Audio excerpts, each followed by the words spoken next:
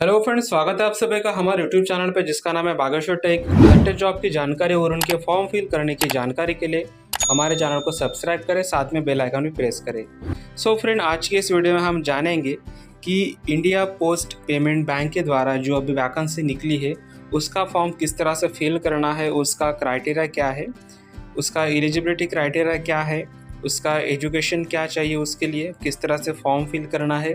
और ज़्यादातर लोग ये जो चीज़ें हैं यहाँ पे मिस्टेक करते हैं, तो कौन से ऐसी चीज़ें हैं जहाँ पे ज़्यादातर लोग मिस्टेक करते हैं, उसकी वजह से उनका फॉर्म रिजेक्ट किया जाता है। तो इन्हीं सारी बातों पे इस वीडियो में हम जानेंगे डिटेल्स में। सो एंड तक बने रहिए हमारे साथ। सो ये जो आप देख रही है ऑफिशियल वेबसाइट है इंडिया पोस्ट पेमेंट बैंक का, जैसे कि IPB यानी कि इंडियन पेमेंट पोस्ट बैंक। सो ये जो वेबसाइट है यहाँ पे जो डिस्क्रिप्शन में आपका लिंक दिया है, तो ये जो उसकी सारी जानकारी यहाँ पे बागेश्वर टेक जॉब्स पे आपको मिलेगी। तो डिस्क्रिप्शन में लिंक है, आप वहाँ पे आप देख सकते हैं सारी जानकारी। तो यहाँ पे जैसे कि आप उस पर क्लिक करोगे तो यहाँ पे आप देखेंगे कि जैसे कि जो एडवर्टाइजमेंट डिटेल्स है, तो टोटल जो रिक्रूटमेंट यहाँ पे उन्होंने जारी किया है, तो टोटल रिक्रूटमेंट के बारे में हम यहाँ पे डिस्कस करेंगे। सो एडवर्टाइजमेंट डिटेल्स आप यहाँ पे देख सकते हैं, जो टोटल पोस्ट यहाँ पे मेंशन किया है उन्होंने। सो टोटल वैकेंसी यहाँ पे 54 वैकेंसी है यहाँ पे।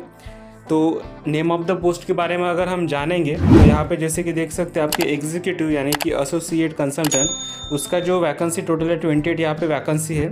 उसके बाद एग्जीक्यूटिव यानी कि जो कंसल्टेंट होता है तो उसका 21 टोटल वैकेंसी यहाँ पे मेंशन किया है।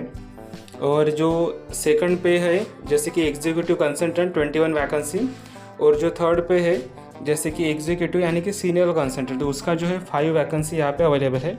तो ऐसे करके टोटल जो पोस्ट यहाँ पे वैकेंसी अवेलेबल है वो 54 है। तो इसेंशियल एजुकेशन यानी कि एजुकेशन क्राइटेरिया क्या होना चाहिए उसके बारे में हम यहाँ पे आप देखते हैं कि एग्जैक्टली कौन कौन सा एजुकेशन क्राइटेरिया होना चाहिए या फिर कौन कौन लोग ये फॉर्म फिल कर सकते हैं।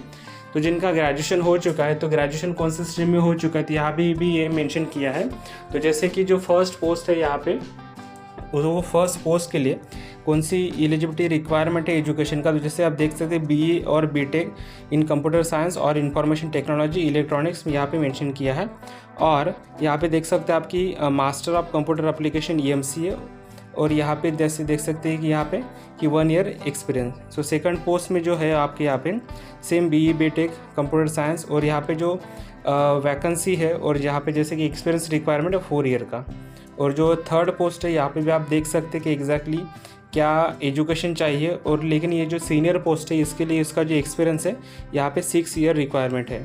उसके बाद एज क्राइटेरिया की बात करेंगे हम यहाँ पे, तो जैसे कि आपका जो 1 अप्रैल 2024 में, सो आपका जो एज है, अगर आप कौन से पोस्ट के लिए फॉर्म फिल कर रहे हैं, तो अगर आप फर्स्ट पोस्ट के लिए फॉर्म फिल कर रहे हैं तो आपकी जो एज होनी चाहिए वो 22 टू 30 के बीच में आपकी एज होनी चाहिए। और अगर सेकंड पोस्ट के लिए अगर आप अप्लाई करते हैं तो 22 टू 40 यहाँ पे आपका एज होना चाहिए। और अगर आप थर्ड पोस्ट के लिए अप्लाई करते हैं तो ये सीनियर पोस्ट है, तो उसका आप जो एज है 22 टू 45 आपका एज होना चाहिए यहाँ पे।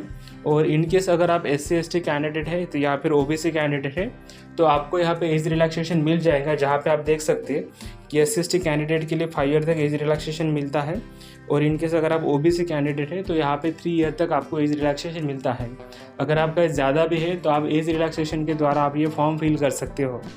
उसके बाद हम बात करेंगे एप्लीकेशन फ़ीस के बारे में। तो एप्लीकेशन फ़ीस जैसे आप ये फॉर्म फिल करोगे तो उसके हिसाब से यहाँ पे एप्लीकेशन फ़ीस मेंशन किया है। तो इनकेस अगर आप कैंडिडेट है जैसे कि जनरल और OBC कैंडिडेट है तो आपके लिए जो ये फ़ीस रहेगा यहाँ पे 750 फीस रहेगा आपके लिए। और इनकेस अगर आप यहाँ पे SC ST कैंडिडेट है या फिर आप PWD कैंडिडेट, डिसेबिलिटी कैंडिडेट है, तो आपके लिए जो फ़ीस रहेगा यहाँ पे 150 फीस रहेगा यहाँ पे। तो आप ये फॉर्म फिल कर सकते हो।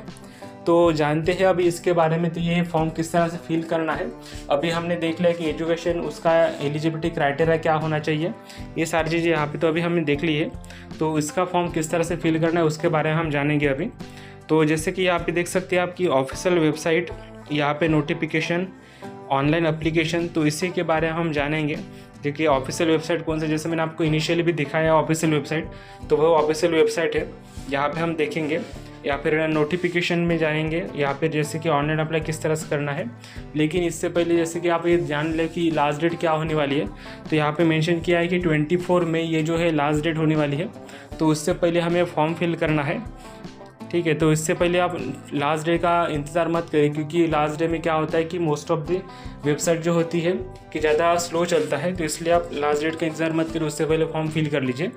तो आप देख सकते हैं ऑफिशियल वेबसाइट पे है ये। तो अगर आप व्यू पे क्लिक करते हो तो ऑफिशियल वेबसाइट यहाँ पे आपके सामने आ जाएगी।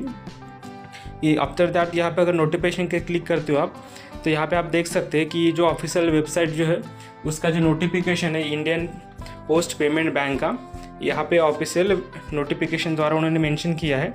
तो उन्होंने एक चीज़ मेंशन की है यहाँ पे, जैसे ये जो रिक्रूटमेंट हो रहा है कि ये कॉन्ट्रैक्ट बेसिस पे रिक्रूटमेंट हो रहा है करके, लेकिन उन्होंने मेंशन नहीं किया है कि कितने देर का कॉन्ट्रैक्ट यहाँ पे होने वाला है करके। तो उसके हिसाब से आप ये फॉर्म फिल कर सकते हैं। जहाँ पे अगर बात करें सैलरी की, तो सैलरी यहाँ पे अच्छा प्रोवाइड किया जा रहा है। और उसका जैसे मैंने बताया कि एजुकेशन या फिर जो क्राइटेरिया होता है तो उसके हिसाब से आप फॉर्म फिल कर दीजिए।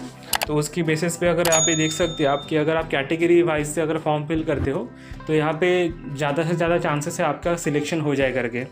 वहाँ पे जैसे मेंशन किया है कि SC ST OBC की कितनी वैकेंसी यहाँ पे मेंशन किया गया है, उसके हिसाब से आप ये फॉर्म फिल कर दीजिए। कौन से पोस्ट के लिए कितना वैकेंसी अवेलेबल है यहाँ पे उन्होंने मेंशन किया है।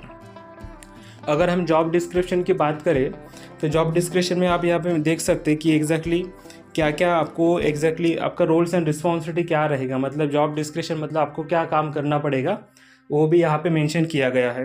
तो आप अच्छी तरीके से पढ़ सकते हैं। तो सेकंड पोस्ट के लिए भी यहाँ पे मेंशन किया है कि जॉब डिस्क्रिप्शन क्या होने वाला है, वो भी आप यहाँ पे पढ़ सकते हैं। थर्ड पोस्ट में भी जैसे यहाँ पे मेंशन किया है उन्होंने कि जॉब डिस्क्रिप्शन क्या होने वाला है, मतलब आप अगर वहाँ पे सिलेक्ट होते हैं तो आपका एग्जैक्टली काम क्या रहेगा, डेली बेसिस पे आपका वर्क क्या रहेगा, वो यहाँ पे उन्होंने मेंशन किया है। तो आप सारी जगह यहाँ पे देख सकते हैं अच्छी तरीके से। जो ऑफिशियल वेबसाइट है, जो ऑफिशियल नोटिफिकेशन है उन्होंने वहाँ पे जारी किया है डिटेल्स में। तो आप डिटेल्स में वहाँ पे पढ़ सकते हो। जैसे मैंने बताया आपको कि यहाँ पे सैलरी जो है अच्छी होने वाली है। तो जैसे आप देख सकते हैं यहाँ पे कि जो सिटी से होने वाले जो एनुअल के हिसाब से, तो यहाँ पे देख सकते हैं फर्स्ट पोस्ट जो है एग्जीक्यूटिव एसोसिएट कंसल्टेंट, उसका जो है होने वाला है यहाँ पे 10 लाख बनाना ऐसा होने वाला है। उसके बाद एग्जीक्यूटिव कंसल्टेंट उसका 15 लाख और सीनियर एग्जीक्यूटिव कंसल्टेंट उसका है 25 लाख। तो सिटी से हिसाब से आप यहाँ पे सैलरी अच्छा है। उनके बाद अगर इनकेस अगर आपको यहाँ पे इसलिए पहले भी एक्सपीरियंस है तो अगर आपको यहाँ पे 30% तक हाइक मिल सकती है। तो ये भी आप यहाँ पे देख सकते हो। तो आपको हाइक मिलने के भी चांसेस ज़्यादा है यहाँ पे। उसके बाद अगर आप नीचे स्क्रॉल करोगे तो एग्जैक्टली आपका सिलेक्शन क्राइटेरिया क्या होने वाला है, आपको डॉक्यूमेंटेशन क्या लगने वाले हैं, तो ये सारे डिटेल्स भी यहाँ पे मेंशन किया है। तो ये आप सारी जानकारी आप यहाँ देख सकते हैं। तो ये जो पूरा ऑफिशियल नोटिफिकेशन है आप ये पूरा पढ़ लीजिएगा। एग्जैक्टली यहाँ पे सारी चीज़ यहाँ पे मेंशन किया गया है कि एग्जैक्टली क्राइटेरिया क्या होने वाला है, जैसे पासपोर्ट साइज, सिग्नेचर, इसका पूरा डिटेल जो है यहाँ पे डॉक्यूमेंट्स का जो डिटेल्स है यहाँ पे उन्होंने यहाँ पे मेंशन किया है।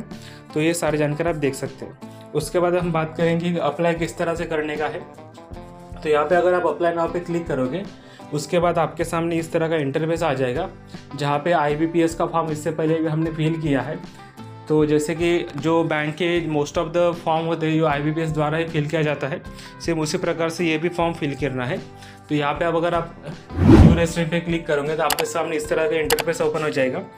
इस ओपन होने के बाद यहाँ पे देख सकते हैं आपकी आपको यहाँ पे 6 स्टेजेस में आप ये फॉर्म फिल करना है। आपका बेसिक इन्फॉर्मेशन, आपका फ़ोटो सिग्नेचर अपलोड करना है। उसके बाद आपका डिटेल्स देना है, कास्ट की डिटेल्स आपको देना है। उसके बाद आपका प्रोसेस करना है, प्रीव्यू करना है। उसके बाद आपका पेमेंट प्रोसेस करना है। ये सारी जानकारी आप देख सकते हैं यहाँ पे। तो सिंपल यहाँ पे आपका name, middle name, last name यहाँ पे इंटर करना है।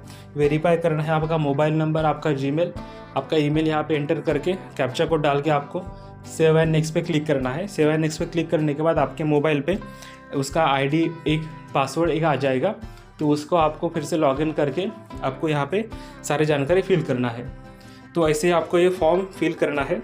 सो इस तरह से आपका ये पूरा वीडियो होने वाला है। तो इनकेस अगर आप कुछ भी इशू आता है या फिर कुछ प्रॉब्लम आता है तो आप कमेंट करिए, सब्सक्राइब करें, शेयर करिए। Thank you.